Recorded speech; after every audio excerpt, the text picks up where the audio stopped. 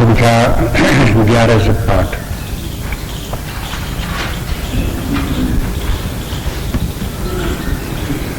सर्वद्वारेषु देहेऽस्मिन् प्रकाशोपजायते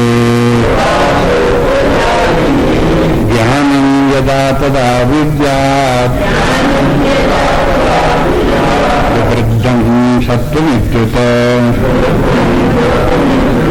लोभा प्रवृत्तिरारम्भः कर्मणामशमास्तः रजस्येतानि जायन्ते वृद्धे भरतर्षभ अप्रकाशो प्रवृत्तिश्च प्रमादो मोहेव च तमस्येतानि जायन्ते वृद्धे कुरुमन्यनो यदा सत्त्वे प्रबुद्धे तु दैव्यापि देहव्रत अतोक्तं विदां लोकान् अम्लाना प्रतिपद्यते रजसि प्रलयं गत्वा कर्मसङ्गेषु जायते तथा प्रलीनतमसि मूलयोनिषु जायते कर्मणः सुकृतस्याहुः सात्विकं निर्मलं फलम्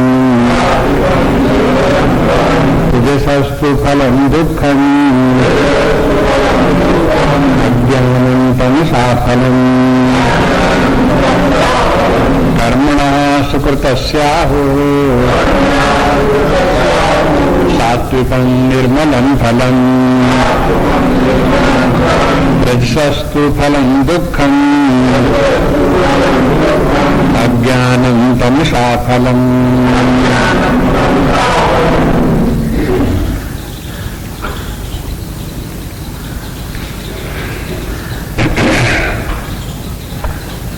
विचार चल रहा है प्रकृति के 3 गुण सत्व रजस और तमस।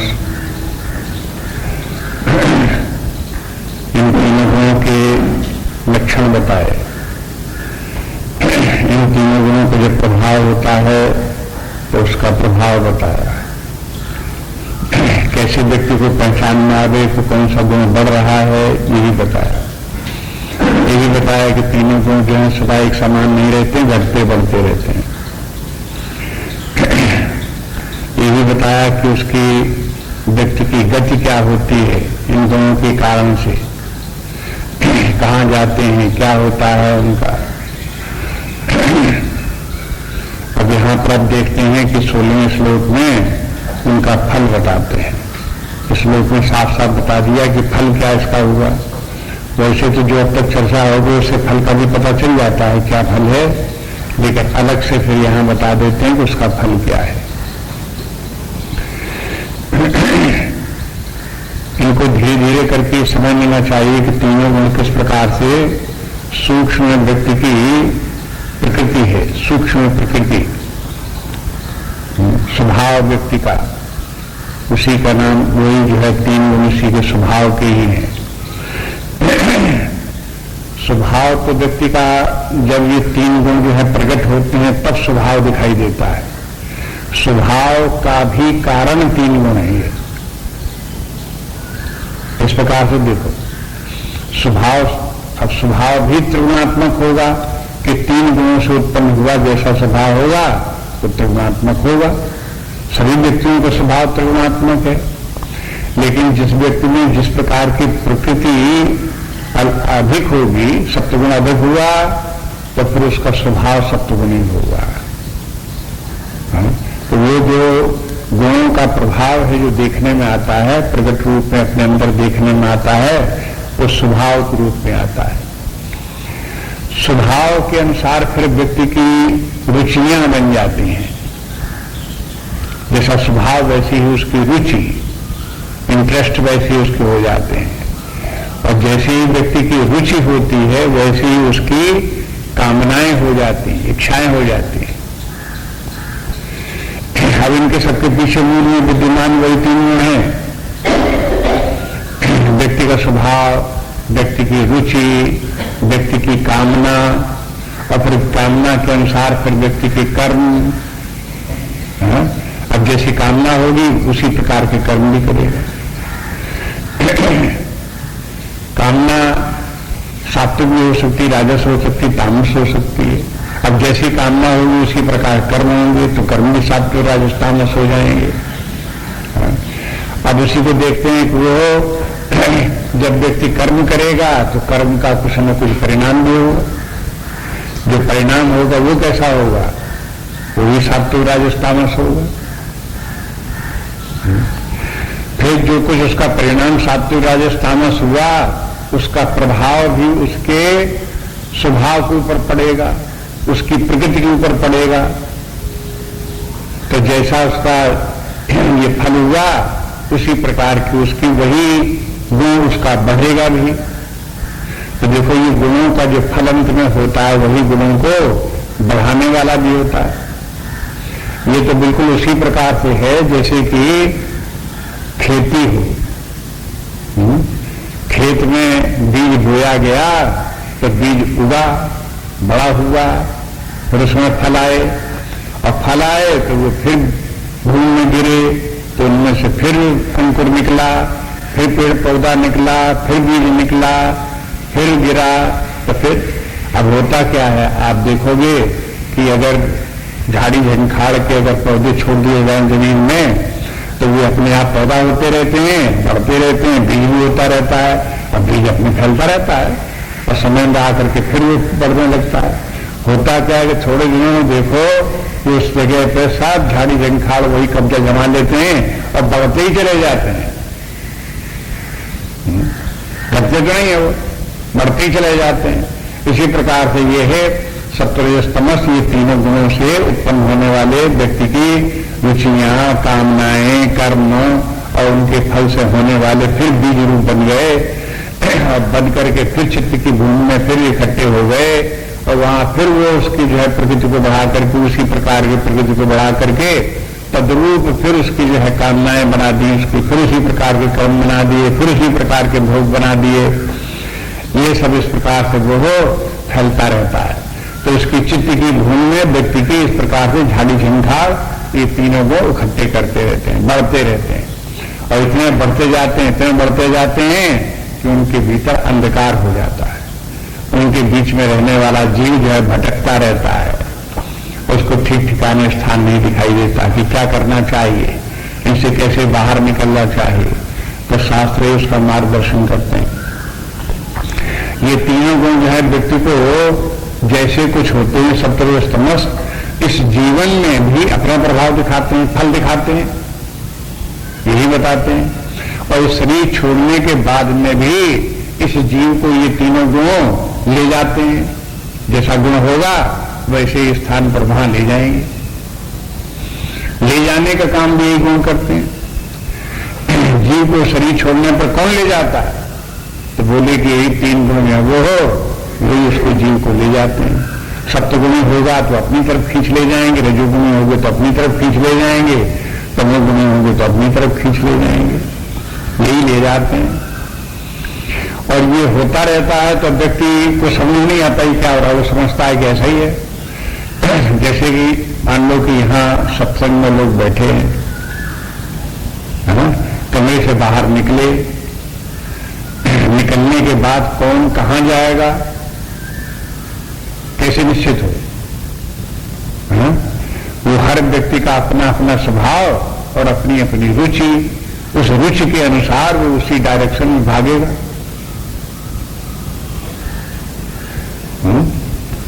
कौन उसे ले जा रहा है? अपने आप अनुभव से देख लो, कौन ले जा रहा है? अगर व्यक्ति चार लोग अगर बाजार जाएं तो वो चारों लोग बाजार में क्या एक ही दुकान में पहुंचेंगे? कोई किसी दुकान में पहुंचेगा, कोई किसी दुकान में पहुंचेगा। क्यों पहुंचेगा? कौन ले गया उन दुकानों पर? उसका स्वभाव ले गया। जैसा स्वभाव, जैसी उसकी कामना, तैसी वहां जा रहा है। तो माने जीव जो है इन तीनों गुणों के कारण घसीटा घसीटा फिरता है। और तुलसीदास जी तो कहते हैं कि जीव को कभी विश्राम नहीं मिलता, तो ये तीनों अपनी अपनी दिशा में घसीटते ही रहते हैं जन्म जन्मांतर, विश्राम नहीं मिलता। ये अब ये बातें सब कोई अपने आप से व्यक्ति को समझ में नहीं आती। शास्त्र को देखो तो शास्त्र सुझाता है, दिखाता है कि देखो ऐसे है कि नहीं है। आपको लगेंगी बड़ी सूक्ष्म बातें हैं, बारीक बातें हैं, बड़ी विज्ञान की बातें हैं, समझना बड़ा मुश्किल है। लेकिन ध्यान दो तो सबके जीवन का अनुभव यही है कि अनुभव की बाहर की कोई बात नहीं। आपका जो अपना अनुभव है उसी तरफ शास्त्र आपका स्मरण दिलाता है कि देखो ये सब किस प्रकार से ये हो रहा है आपके जीवन में। अब ये व्यवहारिक जीवन में ये तीनों गुण हमको क्या फल देते हैं वो यहां पर बताते हैं।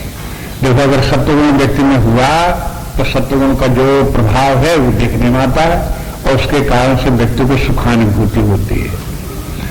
रजोगुण का भी प्रभाव व्यक्ति में देखने में आता है। जब व्यक्ति में आता है तो तृष्णा होती है, कर्म होते हैं, इंद्रिय भोगों में प्रवृत्ति होती है, ये सब होते ही हैं। हाँ? लेकिन उसके साथ साथ क्या होता है? दुख होता है। और तीसरी बात कि व्यक्ति में अगर तमोगुणी स्वभाव का व्यक्ति हुआ तो आलस, प्रमाद, निद्रा तो होंगी, उसकी जड़ता बढ़ती जाएगी, मूर्खता उसकी बढ़ती जाएगी। वो बार बार मूर्खता के कार्य करेगा और बार बार उसी में उलझता जाएगा। कभी उसकी बुद्धि में प्रकाश नहीं आएगा कि हम कहां गलती में पड़े हुए, हमें सही रास्ते पर चलना चाहिए। ये जड़ता व्यक्ति की, उसकी अज्ञान का जड़ता को उसे घेरे देगा। इसलिए इस श्लोक में देखो फल शब्द साफ साफ बता दिया। और ये फल जो है इसी जीवन का तात्कालिक फल है, गति नहीं बताते हैं कि जीव मरने के बाद कहां जाएगा, क्या होगा, वो पहले बताया, आगे भी बताएंगे। लेकिन अब यहां पर जो है ये बताते हैं कि तत्काल आप अपने जीवन में देखो उसका परिणाम क्या हो रहा है। ये कहते हैं कि देखो सात्विकम फलम निर्मलम, सत्वगुण का निर्मल फल है। निर्मल फल है तो क्या होता है निर्मल फल उसमें कि बताए कर्मणा सुकृतस्य, वो हो सत्कर्म करता है। अब देखो इसके आगे सत्कर्म यहां बता दिया तो इसलिए बता दिया कि जब अगली पंक्ति में बोले कि रजसस्तु फलम दुखम, तो रजस के फल को दुख, रजस का फल दुख क्यों हो गया? तो इसको अर्थ इस प्रकार से लगाओ कि रजोगुण के कारण से दुष्कृत कर्म करता है और दुष्कृत कर्म का फल दुख होता है। तो पहली पंक्ति में अर्थ लगाना पड़ेगा सात्विक कर्म के, सात्विक गुण के कारण से वो सुकृत करेगा, सुकृत करेगा तो उसका फल सुख होगा। तो देखो पहली पंक्ति में सुख का नाम नहीं लिया और दूसरी पंक्ति में दुष्कृत का नाम नहीं लिया, लेकिन इनको आपको ऐड करना पड़ेगा उसमें।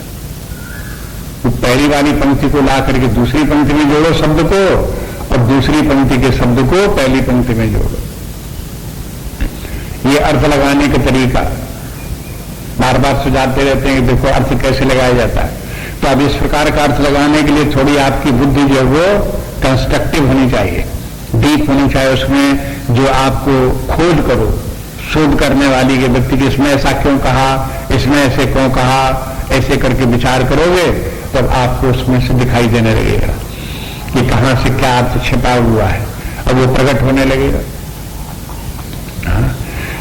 प्रारंभ में जब गीता के का ध्यान करते हैं कि ये ज्ञान भगवान ने अर्जुन को दिया और फिर व्यास जी ने इस ज्ञान का रचना की, ग्रंथ बना दिया इस प्रकार से, तो फिर उसके प्रार्थना करते हैं कि देखो हे गीता माता आप अपना अर्थ प्रकट करो, हम आपके अर्थ को जान सकें, इसकी प्रार्थना करते हैं।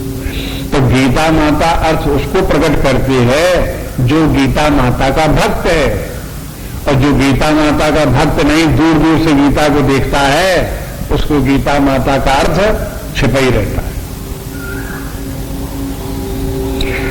इसलिए इसकी भक्ति के माने इसकी सेवा करो, बार बार इसका पाठ करो, बार बार इसको आगे पीछे देखो, इधर को उधर मिलाओ, उधर को उधर मिलाओ, यहाँ को वहां मिलाओ, यहाँ ये करो, ये उसकी सेवा है। जब ये इस प्रकार से सेवन करते रहोगे तो उसमें से उसका अर्थ धीरे धीरे आपको प्रकट होता हुआ दिखाई देगा। जब गीता का अर्थ अपने आप प्रकट होता है तो वो व्यक्ति का कल्याण करता है। कल्याण के माने उसके ऊपर इफेक्टिव होता है और उसके जीवन में परिवर्तन भी आता है। वही अर्थ अगर गीता का अर्थ आपको लिखा हुआ कहीं पुस्तक में मिल जाए, आपने अपने आप खोज न किया हो, तो वो जस्ट इंफॉर्मेशन होगी। आप बहुत याद रखने की कोशिश करें कि हमने वहां क्या पढ़ा था और उसको याद रखें, उसे याद रखें, वो याद आएगा नहीं, याद रहेगा नहीं, और याद भी आएगा तो आपके जीवन में उतरेगा नहीं। इसलिए इस ज्ञान को आप क्रिएटिव बनाओ, अपने आप ही इस ज्ञान को इसके भीतर जोड़ो, शोध करो उसमें, और शोध करोगे तो फिर वो आपके लिए कल्याणकारी सिद्ध होगा। इसलिए ये देखो कि ये जो सत्वगुण जो है वो हो, अब सत्वगुण के जो लक्षण है उसके अनुसार लक्षणों को देखो।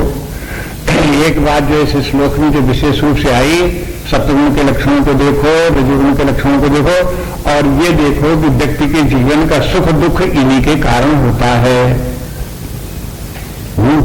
अब सुख दुख की जहां बात आती है वहां याद रखनी पड़ती है वही चौपाई रामायण की, नहीं कोई काहू सुख दुख दाता, निज कृत कर्म भोग संभ्राता, निज कृत कर्म भोग संभ्राता, सब अपने अपने कर्मों का भोग है, वही उसका सुख है, वही उसका दुख है।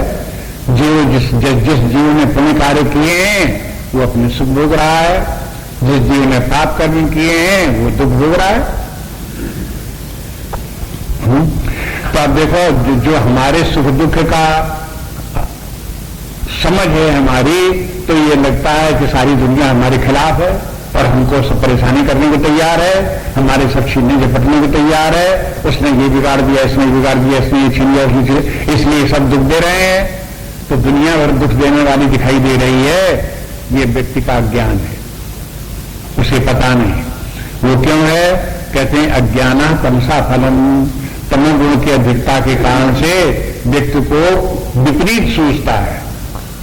देखो आगे चलकर 18वें अध्याय में भगवान दिखाएंगे कि जितने भी इन तीनों के लक्षण बताते हैं अप्लाई करके, वहां ये बताते हैं देखो सत्व से तो ठीक ठीक ज्ञान और रजस से अन्यथा ज्ञान, ठीक ज्ञान नहीं है, डिस्टर्बिंग ज्ञान, और तमोगुण से विपरीत ज्ञान, जैसा सत्व में होगा उसका विपरीत होगा, क्योंकि तमोगुण सत्व का उल्टा है, रजोगुण का भी उल्टा है, इसलिए जैसे विपरीत ज्ञान होगा। कर्म भी होगा तो विपरीत कर्म होगा, ज्ञान होगा तो विपरीत ज्ञान होगा, इसका नाम अज्ञान है।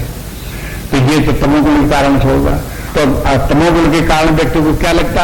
अब वास्तव में है तो सारे सुख दुख का हेतु व्यक्ति स्वयं अपने आप, लेकिन सुख दुख का वो हेतु समझता है कहीं बाहर, दूसरे व्यक्तियों को, दूसरी वस्तुओं को, काल को, कर्म को।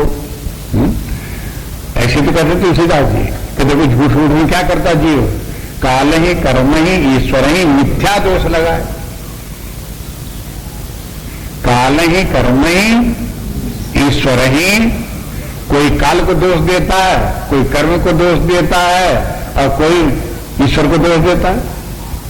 इस प्रकार से झूठ मूठ दोष लगा लगा करके दूसरों को दोष मरते हैं, अपना दोष नहीं देखते। कर्म भी जब व्यक्ति को, अब मैंने किसी व्यक्ति ने दुष्कृत कर्म किए और उसके कारण से दुख हो रहा है, तो दुष्कृत कर्म को दोष देने की आवश्यकता नहीं है।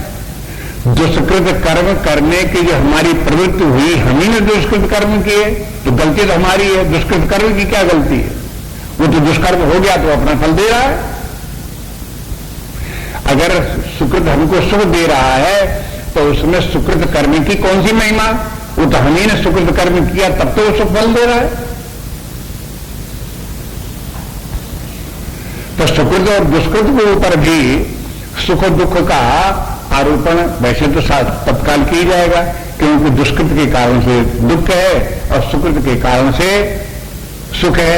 लेकिन सुकृत और दुष्कृत कहीं ऊपर से टपके थोड़े हैं, कहीं से आप आकर के घुस थोड़े गए हमारे अंदर।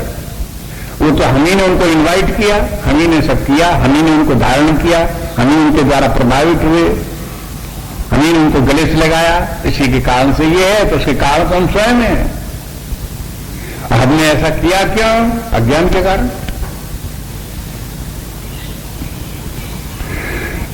इस बात के ऊपर विचार करना चाहिए। ये बहुत ब्रह्मज्ञान की बात नहीं है, ये तो अपनी व्यवहारिक जीवन की बात है। इतनी बात नहीं अगर समझ में आई तो क्या गीता, क्या रामायण, क्या धर्म को समझ में नहीं आया।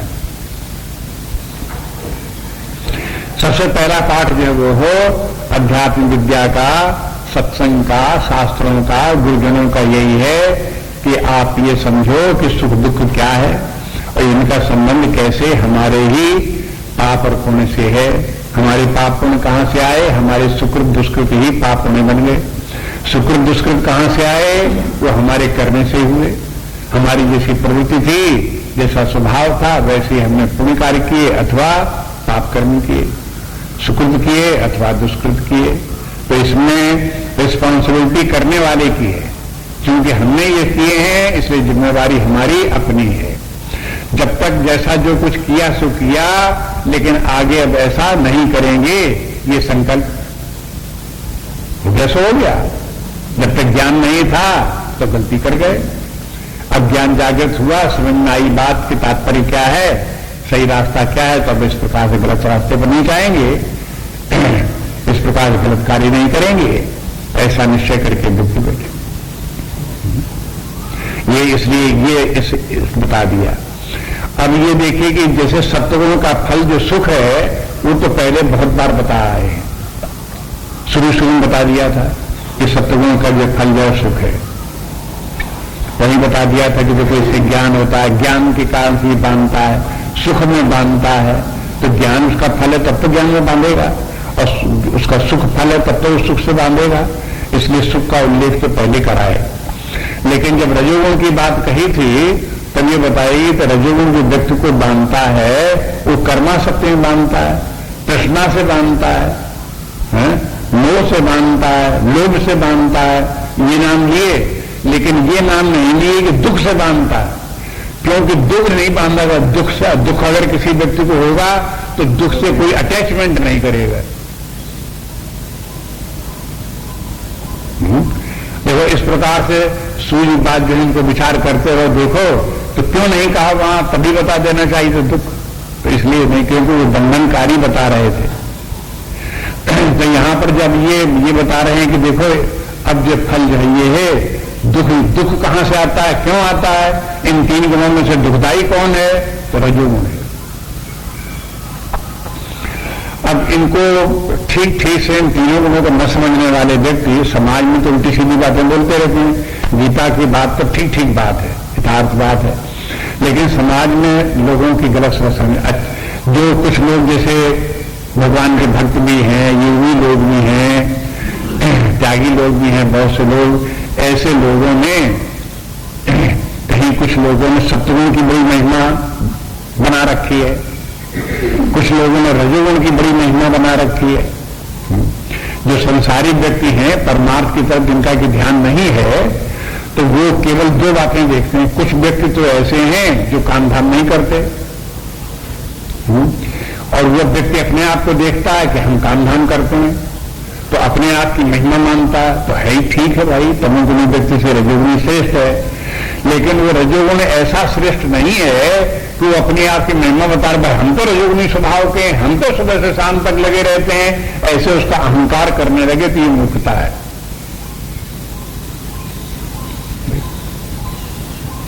लेकिन कुछ लोगों को यही अटक जाते हैं, रजोगुण में आकर अटक गए, उसी का अहंकार करने लगे, उसी की महिमा मानने लगे, अब बस नहीं रह गए। लेकिन उनको ये पता नहीं कि रजोगुण कहते रहे अपने मुख से कि हम रजोगुणी स्वभाव के हैं, तो उसके बाद ये भी कह लो कि हम भी नितांत जन्म जन्मांतर से दुख भोगने वाले प्राणी हैं। दुख भोगना हमारा स्वाभाविक धर्म है, ये इंप्लाइड है। आप जानते हो न जानते हो, बोल यही रहे हो। अगर आप अपने आप को रजोगुणी बता रहे हो तो इसके माने ये भी बता रहे हो कि हम दुखी रहने वाले हैं। रजोगुण का और क्या फल होगा? दुख ही होगा। अब ये भी देखो कि रजोगुण का फल दुख क्यों होगा और सत्वगुण का फल सुख क्यों होगा, तो उसका भी मैकेनिज्म है कि सत्वगुण एक इस प्रकार का उसका प्रभाव है जिससे कि मन शांत रहता है, सूदिंग माइंड रहता है, अंग्रेजी में सूदिंग कहना चाहिए। मन जो है वो प्रसन्न मन रहेगा, डिस्टर्बिंग नहीं होगा, घबराएगा नहीं, परेशान नहीं होगा, चिंता नहीं होगा, सूदिंग माइंड रहेगा। जब सूदिंग माइंड होगा तो उसका परिणाम क्या होगा कि प्रसन्न रहेगा। रजोगुण का काम क्या है कि आंधी तूफान की तरह से उसके ऊपर मन को झकझोरेगा। जब मन को झकझोरेगा तो क्या होगा, मन अशांत होगा। जब अशांत मन होगा तो उसमें दुख की अनुभूति होगी। अब ये बात भी आगे इसी के साथ साथ में आप देख लो कि अगर मान लो मन में झकझोर रहा है, मन में अशांति है, तो दुख क्यों होता है? तो भाई दुख तो न रजोगुण में है और न सतोगुण में है, न तमोगुण में है, लेकिन रजोगुण व्यक्ति के मन को ऐसा अशांत कर देता है जिसमें कि सर्वत्र व्याप्त परमात्मा का आनंद प्रकट नहीं हो पाता, इसलिए वो दुख का अनुभव कराता है। सत्वगुण ऐसा है कि जो मन को सूदिंग बना देता है, उस समय ऐसा शांत और सुस्थिर बना देता है कि उसमें परमात्मा का आनंद प्रतिबिंबित होकर के सुखानुभूति करा देता है। बस तो परमात्मा का आनंद तो सब जगह विद्यमान ही है। अगर कोई दुष्कृति है तो भी उसका परमात्मा का आनंद उसके अंदर लेकिन प्रकट नहीं हो रहा है। दुष्कृति है तो उसके कारण से पाप हो रहा है, मन अशांत हो रहा है, उसके साथ दुखानुभव कर रहा है। परमात्मा बना रहे आनंद से। अगर किसी व्यक्ति का मन स्वभाव सत्वगुणी है और मन शांत है तो वही परमात्मा वहां विद्यमान होकर के अपना आनंद उसमें प्रतिबिंबित करके अनुभव करा देता है उसका। तब ऐसा उसे परमात्मा का भी नहीं है कि परमात्मा जानबूझ करके सुख देता है, जानबूझ करके दुख देता है।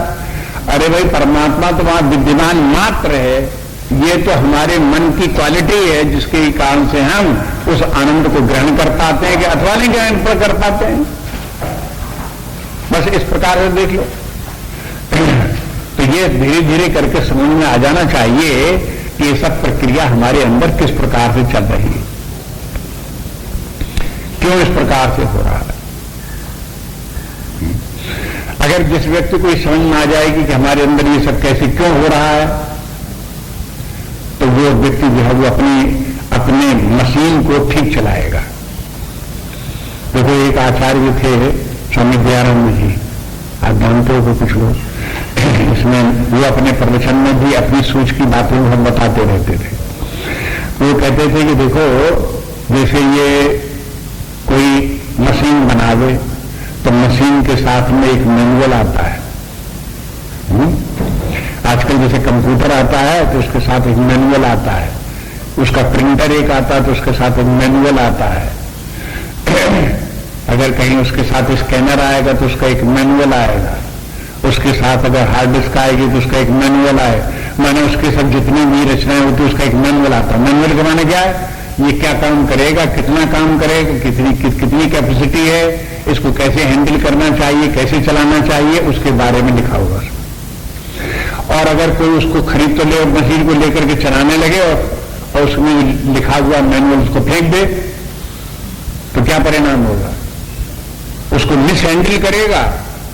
कहां तक उसको बार बार ट्राई करके देखेगा, शायद ऐसे से कुछ हो जाए, शायद ऐसे से कुछ हो जाए, तो मिस हैंडल करेगा, बिगाड़ देगा।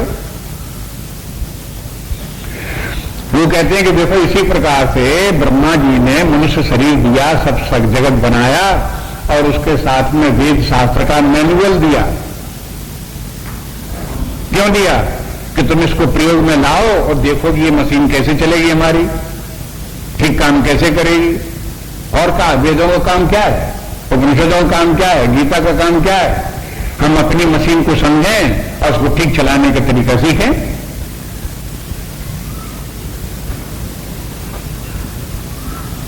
अगर वो मैनुअल को फाड़ फेंक दें, कह अरे हटा बेकार पुराने हो गए, वेद शास्त्र क्या करना है, गीता में क्या धरा हुआ है, कोई मानता को नहीं, तो क्या करोगे, आप अपने जीवन में ट्रायल एरर मेथड लगाओगे, ऐसा भी करके देखो शायद कुछ हो जाए, ऐसा भी करके देखो शायद कुछ हो जाए, ऐसे से शायद सुख मिल जाए, ऐसे शायद कुछ और हो जाए, ऐसे से शायद कुछ और हो जाए, यही करते रहो सारी जिंदगी। क्या करते रहोगे?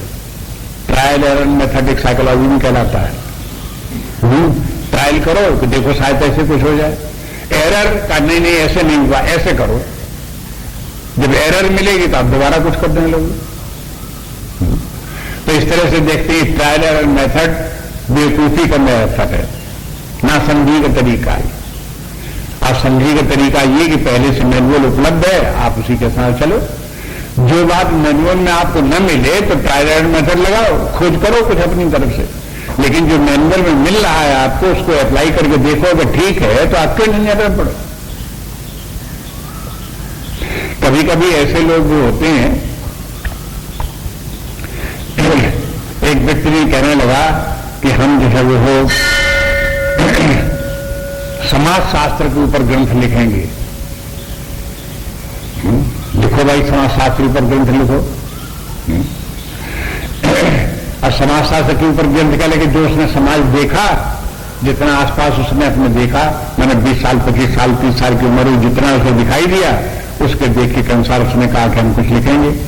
ठीक है भाई, तुम लिखो, लेकिन ये बात समझ लो कि इसके पहले भी कुछ लोगों ने समाज शास्त्र लिख रखा है। वो आपने पढ़ा कि वो नहीं पढ़ा? नहीं पढ़ा तो जो बिगिनिंग की बातें आज से 1000-1500 वर्ष पहले रूसो वगैरह ने जो समाज शास्त्र की पुस्तकें लिखी होंगी, वो उन्होंने जो बिगिनिंग की बातें लिखी होंगी, वही बिगिनिंग की बातें तुम लिख पाओगे। तुम आगे के एडवांस नहीं लिख पाओगे। तुम्हारा काम पहले ये कि पहले जितने भी समाज शास्त्री हो गए हैं और जो जो उनकी खोजें हो गई हैं, उनको आप पढ़ लो और पढ़ करके देख लो कि वो सब समाज में अप्लाई होती कि नहीं होती। उसके बाद रिसर्च करो, फिर आगे की कुछ बात लिखो, तो तुम्हारी पुस्तक का कुछ लिखने का कुछ मतलब होगा। और अगर तुमने पढ़ा लिखा कुछ नहीं, अपने आप जो कुछ देखा, 2-4 बातें आपने देखी लिखने लगे आप, तो इनका क्या प्रभाव होगा? ऐसे करके अगर जीवन को आपको उत्कृष्ट बनाना है तो प्राचीन काल में जिन नियमों के काम से अपने आप को व्यक्तियों ने महान बनाया था, पहले उतना जान लो और उतने आप अपने महान बना लो, और उसके बाद आपको सूझे कि वो ऋषि लोग ज्यादा ऊपर नहीं बढ़े, हम और आगे जा सकते हैं। जा सकते हो तो जाकर के दिखाओ और फिर बताओ लोगों कि हम देखो उसके आगे निकल गए, ये हमने अपनी खोज कर ली।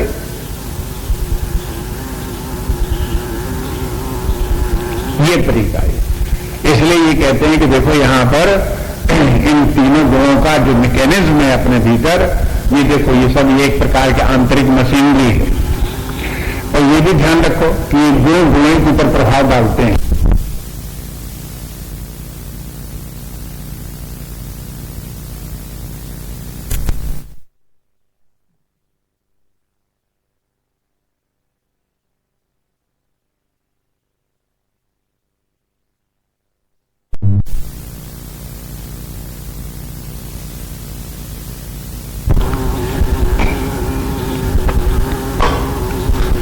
सिंपल सी बात भगवान ने कह दिया, गुणा गुणेषु वर्तन्ते। एक वाक्य है कि गुण गुणों में ही वर्तते हैं। मन जैसे सत्वगुण है तो सत्वगुण का प्रभाव मन बुद्धि ज्ञानेंद्रियों पर पड़ेगा। रजोगुण का प्रभाव होगा तो प्राण और कर्मेंद्रियों में दिखाई देगा। तमोगुण की अधिकता होगी तो शरीर पर दिखाई देगा। शरीर भी त्रिगुणात्मक है, प्राण कर्मेंद्रियां भी त्रिगुणात्मक है, ज्ञानेंद्रियां मन बुद्धि भी त्रिगुणात्मक, लेकिन ये सत्वगुण की अधिकता से है, इसलिए सत्वगुण का प्रभाव यहां दिखाई देगा। ये रजोगुण की अधिकता से निर्मित हुए, इसलिए रजोगुण का प्रभाव यहां दिखाई देगा। तमोगुण की अधिकता के कारण से जब होगी तो शरीर तमोगुण से बना है, इसलिए तमोगुण का प्रभाव यहां दिखाई देगा। बस ये इस प्रकार से तीनों गुणों का खेल शरीर के 3 स्तरों के ऊपर बराबर इस प्रकार का प्रभाव के द्वारा चलता रहता है। ऐसे मैकेनिज्म चलता है। तो ये सब अपने आप अपने भीतर जो है, ये जैसे शास्त्र में बताया है, अपने आप देखते जाओ कि अपने भीतर कैसे क्या होता है। अगला श्लोक देखिए। सत्वा संजायते ज्ञानम् प्रविशा लोभेव च प्रमादं मोहौ तमसो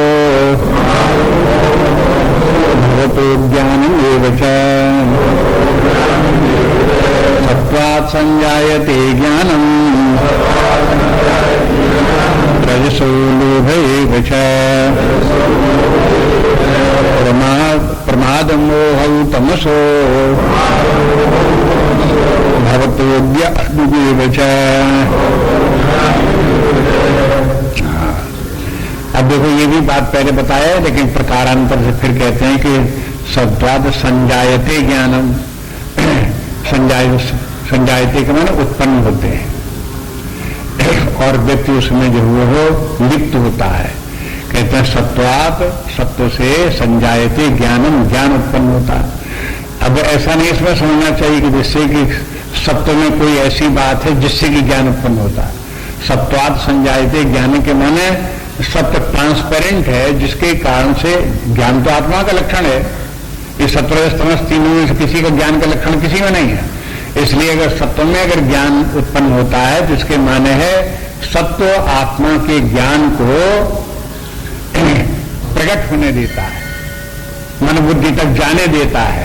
माने ये एक मतलब यहाँ सप्तगुण हुआ, सप्तगुण का शीशा लगा हुआ तो आत्मा का ज्ञान बुद्धि तक आने में वो रोक नहीं लगाएगा, जाने देगा उसको। इसी प्रकार से अगर रजोगुण व्यक्तित्व में हुआ तो वो आत्मा का ज्ञान क्या होगा, जब बुद्धि में आएगा तो वो विकृत हो जाएगा। विकृत हो जाएगा तब क्या बनेगा, वो लोभ का रूप धारण कर लेगा, कामना का रूप धारण करेगा। लोभ शब्द दे दिया, इसके माने फिर उसमें विषयों की कामना उत्पन्न होगी और विषय सत्य दिखाई देंगे, वही सुखदायी दिखाई देंगे, उन्हीं की कामना भी दिखाई होगी, उन्हीं के लिए वो कर्म भी करेगा, उनको प्राप्त करेगा, उनको भोगेगा, उसी को सुख मानेगा। ये सब काम जो वो रजोगुण के कारण से ये होने लगेगा, बुद्धि के द्वारा होने लगेगा और फिर वैसी ही बुद्धि से प्रेरित होकर के व्यक्ति के कर्म और शरीर सब वो भोग चलने लगेंगे। और कहते हैं कि अगर तमोगुण की अधिकता हुई तो तमोगुण क्या करेगा आत्मा के ज्ञान का, वो बिल्कुल ही जो है आत्मा का ज्ञान ठप, ज्ञान के स्थान में क्या हो जाएगा, अज्ञान, अज्ञानमेव च। उसमें ज्ञान तो आएगा नहीं, अज्ञान है। ज्ञान का उल्टा अज्ञान। और ज्ञान का विकृत रूप क्या, ज्ञान का विकृत रूप ज्ञान तो है, लेकिन विकृत ज्ञान, बिगड़ा हुआ ज्ञान उसे ये दिखाई देता है, बिगड़े हुए ज्ञान में दिखाई देता है कि संसार के विषय वो वही सुखदायी हैं। ये बिगड़ा हुआ ज्ञान क्या लगता तो बिल्कुल सही बात है, हमने तो देखा अच्छे सुखदायी लगते हैं इसलिए सुखदायी है ही है, नहीं सुखदायी है। ये बिगड़ा हुआ ज्ञान है। अनुभवी आपको लगता है कि सुखदायी, तो ये अनुभव ही गलत है, ये बिगड़ा हुआ अनुभव है। इसलिए कहते हैं कि देखो ये है रजोगुण का प्रभाव इस प्रकार से देखो, सत्वात् संजायते ज्ञानम रजसो लोभैव च। ये श्लोक इसीलिए बताया कि देखो कि ये है अपने आत्मा के ज्ञान का, आत्मा के प्रकाश का ज्ञान भी है, सुख आनंद भी है, आत्मा का लक्षण, आत्मा का आनंद लक्षण जो है वो सत्य भी है। तो ये सत्यत्व है और उसका बोध है, उसका आनंद है, ये सब जो है इन गुणों से होकर के जब पास होते हैं तब इनको गुण जो है इनके ऊपर बीच में बाधक बनता है। तो उसमें सत्वगुण कैसा बाधक बनता है, रजोगुण कैसा बनता है, तमोगुण कैसा बनता है, ये बताना। इसलिए जो है ये बताते हैं कि देखो इस प्रकार से इनका प्रभाव पड़ता है। जब तक व्यक्ति रजोगुणी स्वभाव का व्यक्ति होगा तब तक उसकी रुचि आत्मा की तरफ होगी ही नहीं, उसका ज्ञान का डायरेक्शन ही दूसरा होगा, उसका डायरेक्शन होगा संसार के विषय भोगों की तरफ। वो कौन कौन से ज्यादा, कौन वस्तुएं ज्यादा सुख दे सकती हैं, उनको कैसे प्राप्त किया जाए, कितना प्राप्त किया जाए, कैसे सजा कर रखा जाए, बस सारी बुद्धि जो है उसी में उतनी क्षेत्र में इतनी लगी रहेगी, घिरी रहेगी तो वहां से निकल करके ये कभी सोचने का अवसर नहीं आएगा कि आखिरकार ये जीवन में जो सुखानुभूति होती है, ये जड़ पदार्थ है, इनमें सुख कैसे हो सकता है, मन बुद्धि भी जड़ है, इनमें सुख हो कैसे सकता है, वास्तव में सुख आता कहां से है, ये प्रश्न ही नहीं उसके मन में उठेगा। कहते ये प्रश्न जो तब उठेगा जब उसमें सत्वगुण होगा। इसलिए कहते हैं सत्वात् संजायते ज्ञानम। अब आपको ये धीरे धीरे समझ में आ जाएगा कि शास्त्र क्यों साधना की बात कहते हैं, क्यों धर्म की साधना करो, क्यों निष्काम कर्म की साधना करो, क्यों उपासना करो, क्यों ध्यान करो, क्यों जप करो, इसकी क्यों कहते हैं? क्योंकि ये सब इस प्रकार के कार्य हैं जिनसे कि व्यक्ति का रजोगुण शांत होता है, सत्वगुण की वृद्धि होती है। जब सत्वगुण की वृद्धि होगी तो ज्ञान उत्पन्न होगा, ज्ञान उत्पन्न होगा तो सही दिखाई देगा, सही बात समझ, ज्ञान के बारे सही समझ में आना। ज्ञान की भी अपनी परिभाषा है, कहते ज्ञान के माने क्या है?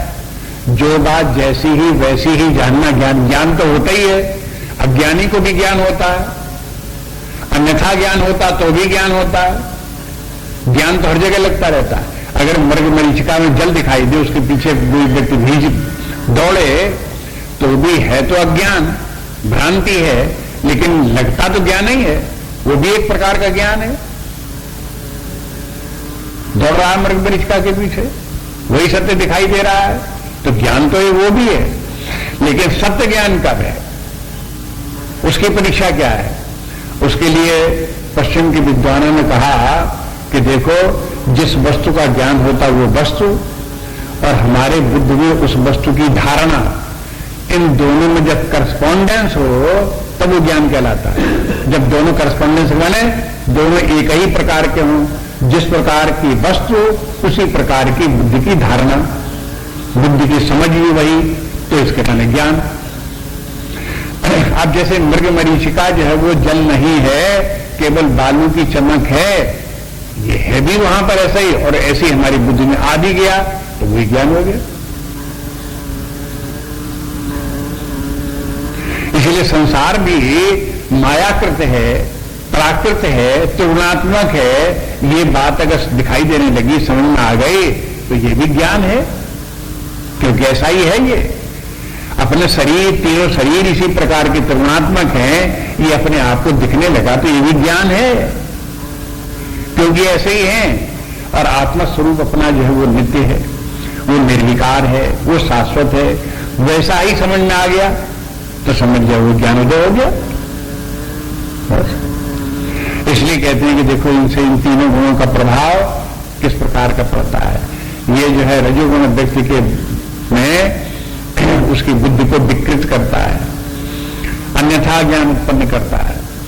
लेकिन ये जो है तमोगुण जो है वो तो अज्ञान ही करता है, अज्ञान बढ़ता जाता है, और अज्ञान में व्यक्ति का तमसा, तमोगुण में अज्ञान बढ़ता है, और प्रमाद और मोह, प्रमाद बढ़ता है, मोह बढ़ता है। बस यही उसके वो दिखाई देते हैं, उपलब्ध होते हैं। अब देखो इसके बाद में ये जो तीन गुणों के संबंध में भगवान को जो कुछ कहना था उसका अंतिम श्लोक अब दे देते हैं आप। ऊर्जम गच्छन्ति सत्वस्था मध्ये तिष्ठन्ति राजसा जगन्य गुण वृत्तिस्था अधो गच्छन्ति तामसा। ऊर्ध्वं गच्छन्ति सत्वस्था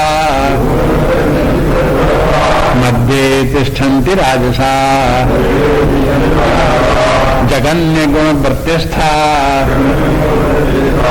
अधो गच्छन्ति तामसा। तामसा राजसाह माने बहुवचन में है। जितने तमोगुणी स्वभाव के व्यक्ति हैं वे सब अधोगत हो जाते हैं। जो जितने भी रजोगुणी स्वभाव के व्यक्ति हैं वे सब के सब जो है वो मध्यम तिष्ठन्ति, मध्यम में रहते हैं।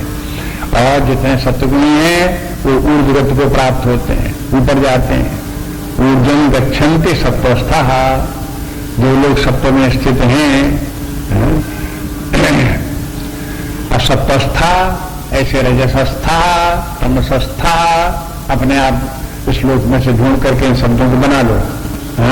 जो सत्वस्थ हैं, जो सत्व में तादात्म्य किए हैं, उसी को प्रधानता जिनके के अंदर है और सत्व में ही बैठे हुए हैं। अब कोई व्यक्ति जाकर के सत्व में बैठ गया, कोई रजो में बैठ गया, कोई तमो में बैठ गया। जो तमो में बैठ गया वो तमोगुणी, और जो रजस में जा बैठ गया वो रजोगुणी, और जो सत्व में बैठ गया वो सत्वगुणी। तो कहते सत्वस्थ हैं, सत्व में बैठे हुए हैं, ऐसे व्यक्तियों को क्या गति होगी? अब शरीर छोड़ने की बात बताते हैं। कहते हैं ऊर्ध्वं गच्छन्ति, ऊपर की तरफ जाते हैं। वैसे तो ये ऐसा लगता है कि ये शरीर छोड़ने के बाद की कथा है, इन लोगों को क्या होगा।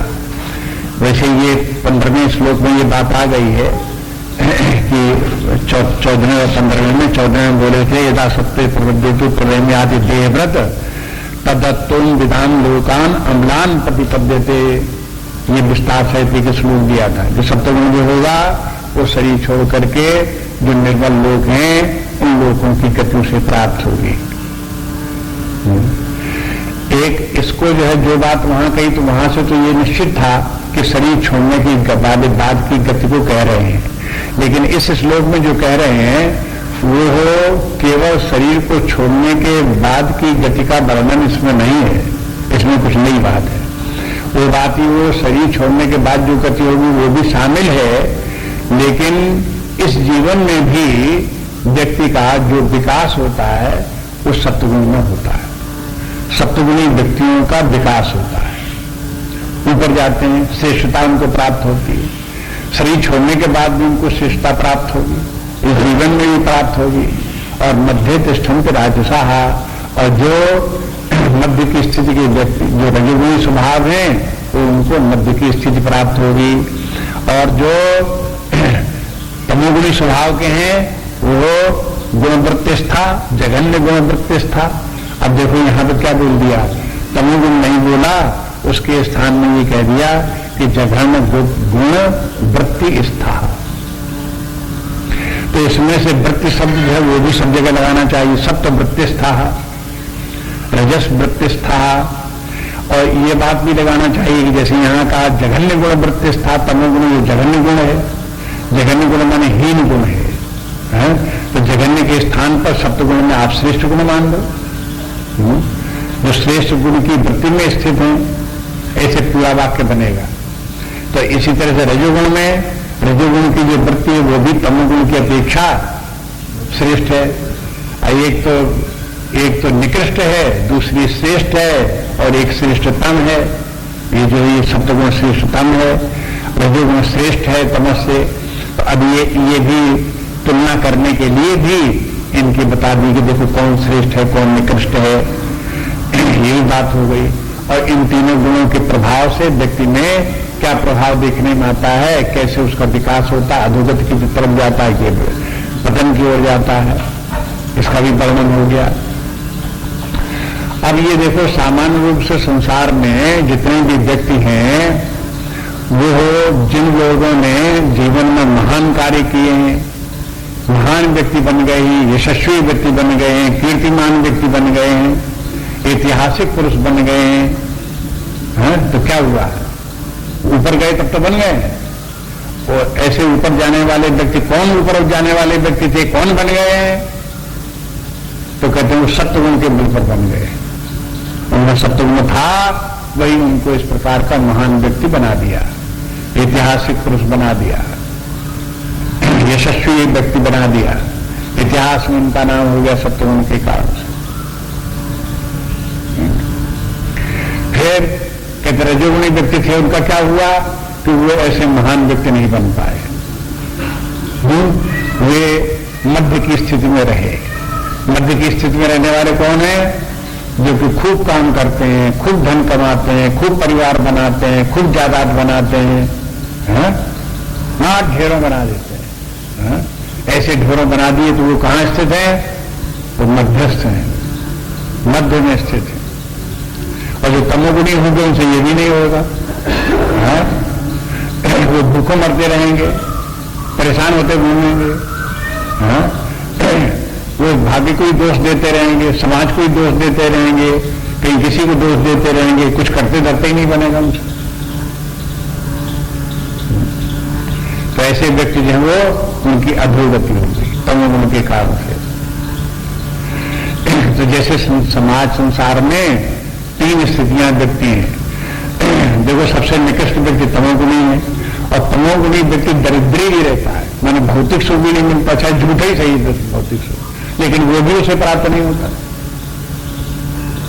उससे भी वंचित हो जाता है।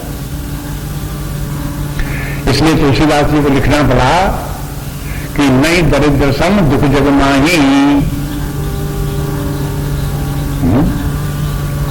कि भाई दरिद्रता सबसे खराब चीज है, लेकिन दरिद्रता से श्रेष्ठ ये दरिद्रता न हो, संपन्नता हो तो जरूर श्रेष्ठ है। लेकिन तुलसीदास जी अगली पंक्ति में उनकी बात नहीं कहते हैं, कहते हैं दरअसल में अगर महान व्यक्ति है तो कौन है? संत मिलन सम सुख कछु नाही, संत जो है लोग व्यक्ति जो है वो श्रेष्ठ तो वही व्यक्ति हैं। तो उनका क्या हुआ? जो बीच में मध्य स्थान पर आज उनका क्या हुआ? तुलसीदास जी उनको नाम ही नहीं दिया, भूल कर गए उनको। या तो सबसे निकृष्ट बता दिए या सबसे उत्कृष्ट बता दिए।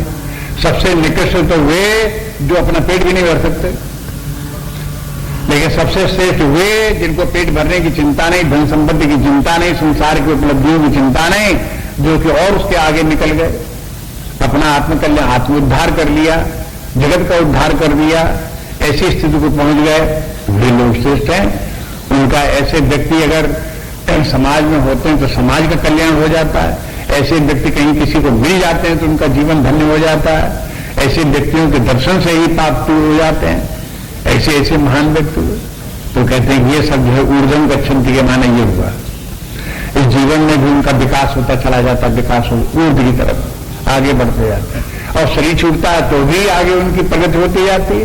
अगला शरीर फिर मनुष्य शरीर प्राप्त होंगे तो और साधना करेंगे और आगे बढ़ेंगे।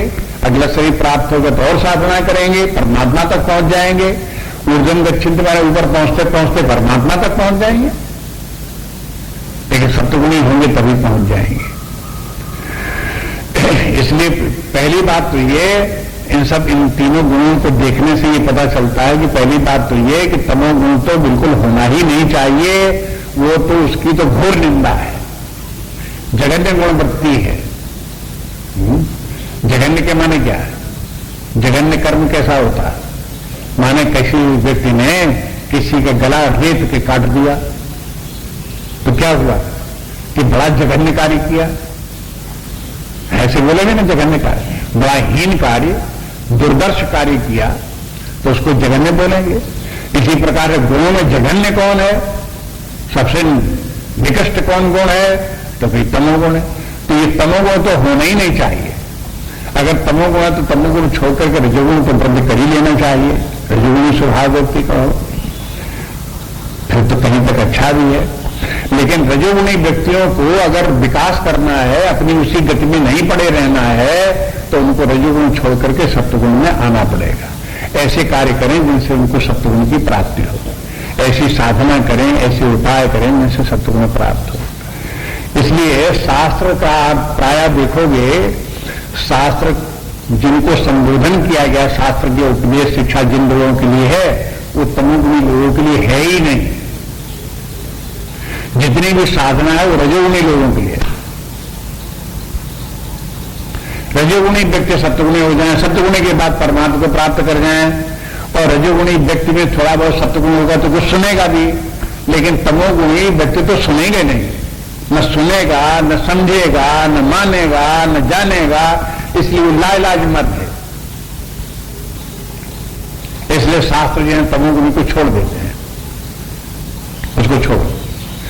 लेकिन ये कहते हैं कि भाई जो तमोगुणी व्यक्ति है अभी वर्तमान में तो लाइलाज है, लेकिन परमात्मा उसकी सहायता कर रहा है। क्या कर रहा है? वो कुछ दिन तक तमोगुण भोगने के बाद ये सब गुण भोगने से छीन भी होते हैं। तमोगुण जब भोगते भोगते भोगते भोगते छीन हो जाएगा। मतलब किसी को आजकल कोई चिड़िया है, पक्षी है, पशु है, ये सब क्या है? ये तमोगुण भोग रहे हैं। एक शरीर छूटेंगे दूसरा मिलेगा, दूसरा छोड़ेंगे दूसरा में, बार बार इन्हीं पशु जीवन में रहेंगे और ये अपने तमोगुण को भोगते रहेंगे, भोगते रहेंगे, भोगते रहेंगे। जब वो तमोगुण भोग चुकेंगे तो कर्म तो कर नहीं रहे, तो उनका कर्मयोन तो है नहीं।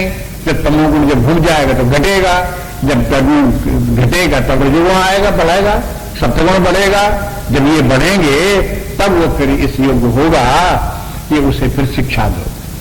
तब रजोगुणी व्यक्ति के लिए वो शास्त्र है, उसके लिए सत्वगुणी व्यक्ति के लिए परमार्थ शास्त्र है, उपनिषद इत्यादि सत्वगुणी व्यक्तियों के लिए है, रजोगुणी व्यक्तियों के लिए धर्म की शिक्षा है, पूर्व मीमांसा है, उसके लिए सत्कर्म करने की शिक्षा है, उदारता लाना, दया लाना, परोपकार के कार्य करना, लोगों की सेवा सहायता करना, ये सब जो है वो हो पूर्व मीमांसा का कार्य है। तो सत्कर्मों में लगाना, पुण्य कार्य करना, ये रजोगुणी स्वभाव के व्यक्तियों को। इसलिए शास्त्र जो है, शास्त्र की 2 मंजिलें क्यों हैं, बार बार आपको बताते रहते, एक मंजिल ये है और एक मंजिल ये है। हाँ? तो ये वाली मंजिल जो है वो रजोगुणी व्यक्तियों के लिए, और ये व्यक्ति सत्वगुणी व्यक्तियों के लिए। यहां से वैराग्य सत्वगुण का लक्षण है। रजोगुणी व्यक्तियों में अधर्म भी रजोगुण में आता है। अगर कोई व्यक्ति कर्म कर रहा है और दुष्कृत कर्म कर रहा है तो वो तमोगुण के कारण से नहीं कर रहा है। वो व्यक्ति जो दुष्कर्म कर रहा है, वो कर्म कर रहा है कम से कम, तो वो रजोगुण के कारण से कर रहा है। लेकिन रजोगुण के साथ जब तमोगुण होगा तब तो वो अधर्म में प्रवृत्त होगा, रजोगुण के साथ सत्वगुण होगा तब वो धर्म में प्रवृत्त होगा। भाई तीनों गुण चलेंगे ना। तो अगर रजोगुण है और रजोगुण के साथ में सत्वगुण तो कम है और तमोगुण ज्यादा है, तब क्या रिजल्ट निकला? है तो उसके कारण से वो धर्म में प्रवृत्त हो गया और पाप और दुख ऐसे लोगों के लिए हो गया। रजोगुण को दुख दे रहा है। अच्छा, अब रजोगुणी व्यक्ति जो है वो अगर उसके साथ सत्वगुण हुआ थोड़ा सा तो उसे समझ में आ जाएगा कि पाप कर्म नहीं करना चाहिए, पुण्य कार्य करने चाहिए। तो पुण्य कार्य करने में प्रवृत्त होगा तब वो अपने स्वधर्म और सामान्य धर्म की बल पर बढ़ेगा। तो सत्वगुण भी उसे जो है अधर्म से इधर लाने में, भले ही रजोगुण उसका हो प्रधान, लेकिन सत्वगुण ही उसको डायरेक्शन देगा इधर यहीं से। लेकिन ये यहां पर भी हुआ क्या कि सत्वगुण और रजोगुण दोनों को देखें तो रजोगुण की प्रधानता के कारण से वो भौतिक सुख, तीर्थ और स्वर्ग की कामना करेगा और अपने धर्म का पालन करेगा। जब ये भी करते करते जब उसका अपना रजोगुण भी क्षीण होगा और सत्वगुण की अधिकता होगी, तब निष्काम कर्म करेगा, तब उसमें वैराग्य आएगा, तब उसके लिए धर्म और उसके लिए फिर भक्ति आएगी, फिर उसके लिए वैराग्य और फिर उसके लिए ज्ञान और फिर परमार्थ। ये सब बातें सत्वगुण में ही होंगी। बिना सत्वगुण के उपनिषद समझ में नहीं आ सकते, बिना सत्वगुण के गीता समझ में नहीं आ सकता, बिना सत्वगुण के व्यक्ति को आत्मज्ञान परमात्मा ज्ञान नहीं हो सकता। इसलिए सत्वगुण को बाद में करनी पड़ेगा। ये इस प्रकार से बता दी व्यवस्था ये हुई। ऊर्ध्वं गच्छन्ति के माने किस प्रकार थे, अधो गच्छन्ति के माने क्या हुआ। बस अब इसके बाद से आगे जो है वो भगवान कहते हैं कि ये तीनों गुण जो बंधनकारी हैं, इन बंधनकारी गुणों से कैसे बचना चाहिए और इनसे अपने आप को कैसे निवृत्त करना चाहिए, अगले श्लोकों में आएगा तो कल देखेंगे। और नान्या स्पृहा रघुपते वयसुमदीये सत्यं वदामि च भवान् अखिलान्तरात्मा भक्तिं प्रयच्छ रघुपुङ्गवनिर्भरां मे महाविदोषरहितं कुरु मानुषञ्च। श्रीराम जय राम जय जय राम, श्रीराम जय राम जय जय राम,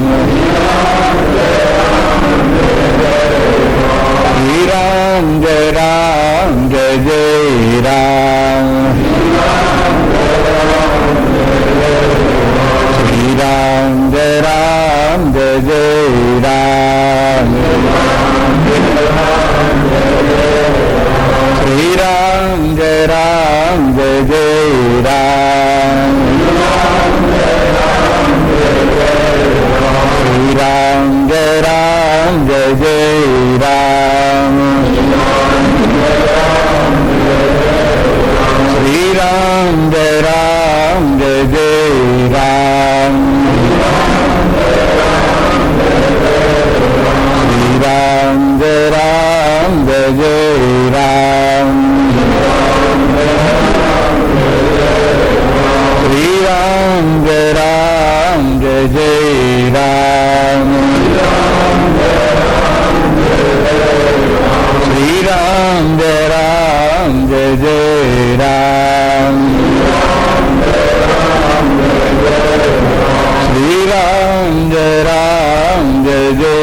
राम, श्री राम जय जय राम, श्री राम जय जय राम, श्री राम जय जय राम, श्री राम जय जय राम, श्री राम जय जय राम, श्री राम जय जय राम, श्री राम जय जय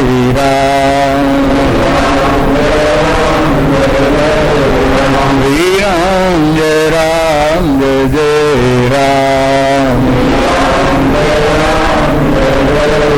श्री राम जय जय राम, श्री राम जय जय राम, श्री राम जय जय राम, श्री राम जय जय राम, श्री राम जय जय राम, श्री राम जय जय राम, जय जय राम, जय जय राम।